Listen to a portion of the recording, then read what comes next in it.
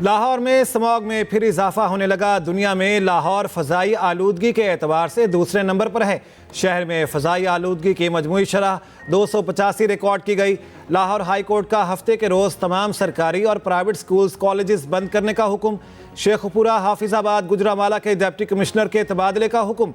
तौहीन अदालत का नोटिस जारी। जस्टिस शाहिद करीम ने रिमार्क्स दिए, कमिश्नर लाहौर यहाँ आकर बातें करते हैं लेकिन कारकर्दगी कुछ नहीं है, हालात ख़राब हो रहे हैं। मुख्तलिफ इलाकों से वीडियोज़ आ रही हैं। क्या हुकूमत के पास सिर्फ ये हल है कि पूरे पंजाब में छुट्टियाँ कर दें? अदालत की 2 रोज़ा वर्क फ्राम होम की पॉलिसी पर अमल कराने की हिदायत। 71 करोड़ डॉलर की नई किस्त का हसूल। पाकिस्तान और IMF के दरमियान मुज़ाकरात का आगाज़। स्पेशल इन्वेस्टमेंट फैसिलिटेशन कौंसिल के हुकाम की IMF को ब्रीफिंग। SIFC के तहत आने वाली सरमायाकारी पर टैक्सम की रियायत समेत दीगर उमूर पर गौर। पाकिस्तानी मुआशी टीम की क़यादत निगरान वज़ीर ख़जाना डॉक्टर शमशाद अख्तर, जबकि IMF जायज़ा मिशन की क़यादत मिशन के सरबराह नेथन पोर्टर कर रहे हैं। मुज़ाकरात 15 नवंबर तक मुकम्मल होंगे। दिसंबर में IMF बोर्ड की पंजाब की उसकी जानिब से इसकी मंजूरी मुतवक्के है।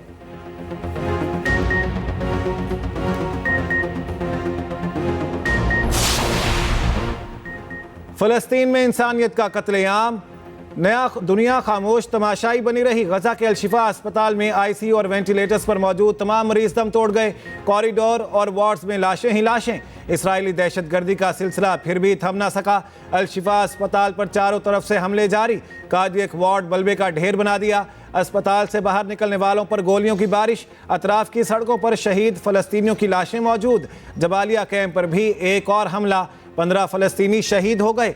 गजा में हर गुजरता लम्हा निहत्ते फ़लस्तीनियों पर भारी। अलशिफा अस्पताल के डायरेक्टर का दिल दहला देने वाला बयान। पैगाम पढ़ते ही लंदन में बरतानवी लेडी डॉक्टर ज़ारो कितार रोने लगी।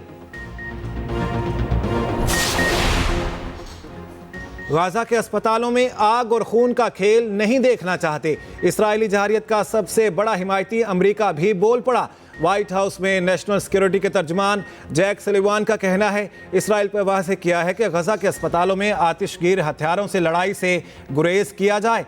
तुर्क सदर की अमेरिका से इसराइली जारियत रुकवाने के लिए दबाव डालने की अपील। मुख्तलिफ ममालिक में फ़लस्तीनियों से इजहार यकजहती के लिए मुजाहिरा। लंदन में बरतानिया की तारीख का सबसे बड़ा एहतजाजी मुजाहिरा। 3 लाख से ज़ायद मुजाहिरीन का फ़लस्तीन के साथ इजहार यकजहती। मुजाहिरीन को मुंतशिर करने के लिए पुलिस की कार्रवाई। दर्जनों अफराद गिरफ्तार। खबर एजेंसी के मुताबिक बरतानवी सियासी तारीख में कभी लंदन में इतना बड़ा जुलूस नहीं निकला। इसराइली मसनूआत के बाइकआउट की मुहिम भी तेज़ी से मकबूल होने लगी। इसराइली मसनूआत की फ़रोख्त में नुमायां कमी रिकॉर्ड। पीपल्स पार्टी ने मिठी में पंडाल सजा लिया। पहले इंतखाबी जलसे के लिए मायरी स्पोर्ट्स ग्राउंड में तैयारियां मुकम्मल, स्टेज तैयार। 35,000 कुर्सियां भी लगा दी गईं। चेयरमैन पीपल्स पार्टी कारकुनों से खिताब करेंगे। जलसागाह में सिक्योरिटी के सख्त इंतजामात।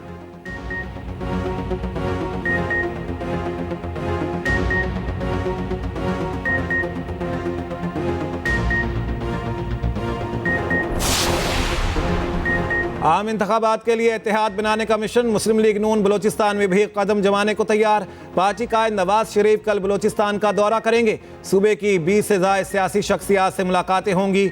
BAP से सीट एडजस्टमेंट के माहिदे का इम्कान।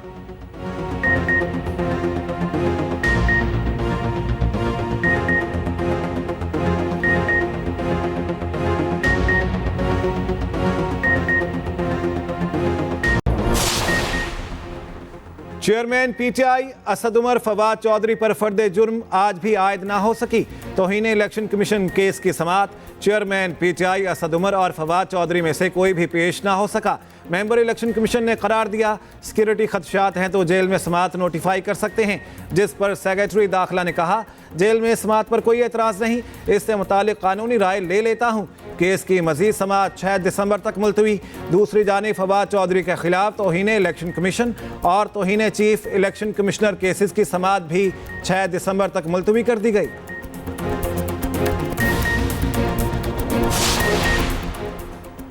गुजरात के तरक्याती मंसूबों में मुबैना करप्शन का केस। अदालत ने मोनी सिलाही को इश्तिहारी करार दे दिया। मोनी सिलाही के खिलाफ जायदाद कुर्की की कार्रवाई का भी आगाज।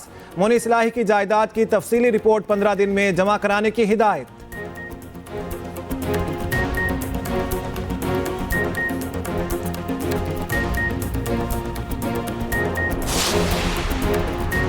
और वर्ल्ड कप में बदतरीन कारकर्दगी, पाकिस्तान क्रिकेट टीम के bowling coach morning walker Mustafi हो गए। पीसीबी से राहें जुदा कर ली।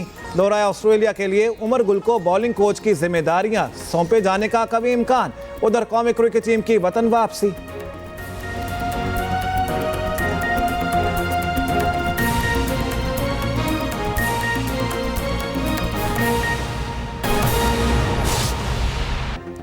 अहम खबर आपको देते हैं। तोशाखाना और 190 मिलियन पाउंड करप्शन केस, नैब का फौरी चेयरमैन पीटीआई की गिरफ्तारी डालने का फैसला। ज़राए का इस हवाले से यह कहना है, नैब आज ही अडयाला जेल में वारंट गिरफ्तारी की तामील का इम्कान है। अहम खबर है, आपको अपडेट करेंगे इस बारे में।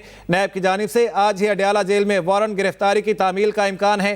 तोशाखाना और 190 मिलियन पाउंड करप्शन का यह केस है। नैब की जानिब से फौरी चेयरमैन पीटीआई की गिरफ्तारी डालने का फैसला किया गया है।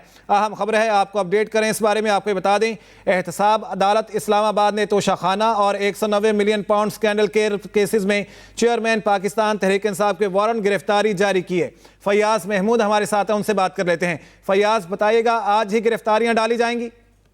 जी देखिए, इस वक्त जो नैब राय ये बता रहे हैं कि मुमकिन तौर पर आज ही इस केस में चेयरमैन पीटीआई को गिरफ्तार कर लिया जाएगा, क्योंकि नैब को बाज़ाब्ता तौर पे इजाज़त जो है वो मिल चुकी है और एहतसाब अदालत के जज मोहम्मद बशीर की जानिब से नैब वारंट गिरफ्तारी की तामील पर इजाज़त दे दी गई है। आज नैब की टीम जो है वो अदालत में पेश हुई, जिसमें अदालत की जानिब से अदालत को बताया गया कि चेयरमैन नैब ने वारंट गिरफ्तारी जारी कर रखे हैं, तो उन वारंट गिरफ्तारी की तामील करवाना है तो अदालत इजाज़त दे दे, जिसके बाद अदालत ने इजाजत दे दी है। और अब ये नैब जराए ये बताते हैं कि मुमकिन तौर पे आज ही, अब से कुछ ही देर बाद, चेयरमैन पीटीआई को अडयाला जेल में अरेस्ट कर लिया जाएगा और उनकी गिरफ्तारी भी डाल दी जाएगी। और नैब ये भी जराए बता रही है कि उसके बाद उनका जो फिजिकल रिमांड है उस हवाले से भी स्ट्रेटेजी बनाई जाएगी कि उनका किस तरह से फिजिकल रिमांड हासिल करना है और उनको इन्वेस्टिगेशन करने के लिए क्या जेल में ही इन्वेस्टिगेट किया जाएगा, नैब ऑफिस में उनको यहाँ पर मुंतकिल कर दिया जाएगा। तो इस हवाले से अभी तक कोई फैसला नहीं हो सका, लेकिन इस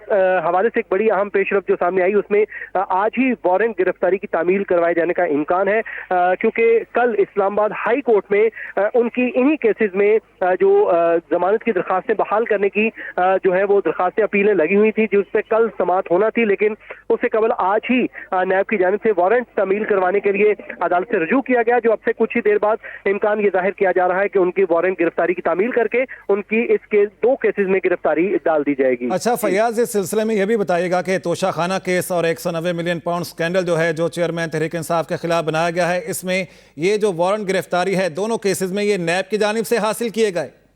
जी बिल्कुल, इसमें जो है नैब की जानिब से ही ये जो है वो जारी किए गए थे वारंट गिरफ्तारी, और उसके बाद इसमें वारंट गिरफ्तारी की तामील के लिए एहतसाब अदालत से नैब ने रजू किया है, जिसकी उन्हें इजाजत मिल गई है। 9 मई को आपको याद होगा जब चेयरमैन पीटीआई को गिरफ्तार किया गया था, तो उस वक्त उनके वारंट गिरफ्तारी चेयरमैन नैब ने 190 मिलियन करप्शन जो पाउंड करप्शन केस में जारी किए थे, जिसके बाद सुप्रीम कोर्ट ऑफ पाकिस्तान ने जो है उनकी जो गिरफ्तारी है उसको गैर कानूनी करार दिया था। लेकिन नैब का कहना यह है कि उनके वारंट गिरफ्तारी को आज तक सुप्रीम कोर्ट ऑफ पाकिस्तान ने कलअदम करार नहीं दिया, बल्कि वो ऑन फील्ड है, और हर हेयरिंग पे उन्होंने कहा कि हम अदालत को बताते रहे हैं कि वो ऑन फील्ड है, जिसके बाद अब बाज़ाब्ता तौर पर फैसला कर लिया गया है कि चेयरमैन पीटीआई की इन 2 केसेस में भी गिरफ्तारी डालनी है। और अब उसमें जो है आज उनके वारंट गिरफ्तारी की तामील के लिए एहतसाब अदालत से रजू किया गया था, और बाज़ाब्ता तौर पर ऑफिशियल सीक्रेट एक्ट की खुसूसी अदालत से भी इजाजत ली गई है, क्योंकि chairman PTI official secret act की जानिब से वारंट गिरफ्तारी जारी किए गए थे और इसकी तामील के लिए एहतसाब अदालत इस्लामाबाद से आज इजाजत ली गई। बहुत शुक्रिया इस बारे में अपडेट करने के लिए।